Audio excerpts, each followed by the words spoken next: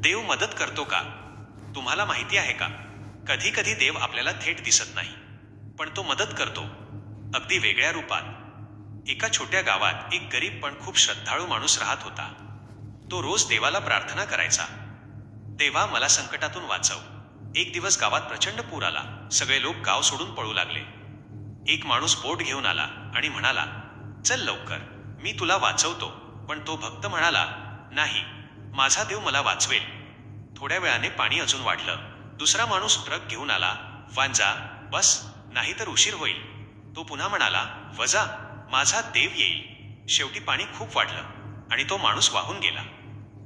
स्वर्गात जाऊन त्याने देवाला विचारलं, देवा, मी तुझ्यावर विश्वास ठेवला, तरी तू मला का वाचवलं नाही?